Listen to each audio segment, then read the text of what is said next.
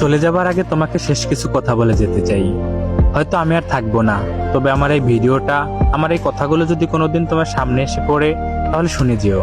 হয়তো আমার না বলা কিছু কথা তুমি শুনতে পাবে।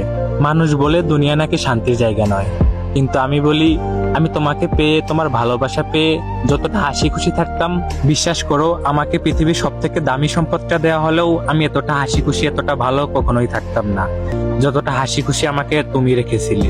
আর তারপর তুমি আমাকে যখন শত অবহেলা দিতে শুরু করলে, আমার থেকে দূরত্ব বাড়িয়ে দিলে, তখন জানি আমার মনে হতো আমার পুরো পৃথিবীটাই আমার থেকে দূরে চলে যাচ্ছে।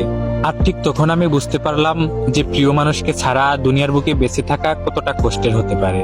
আর তখন আমার আশেপাশে থাকা মানুষের বলা সেই পুরনো কথাগুলো মনে পড়লো, যারা একসময় আমাকে বলেছিল যে দুনিয়া শান্তির জায়গা নয়, দুনিয়া হচ্ছে কষ্টের জায়গা। দুনিয়া যদি শান্তির জায়গা হইতো, তাহলে আল্লাহ তাআলা কখনোই জান্নাত বানাতেন না। আসলেই আমি সেটা বুঝতে পারিনি।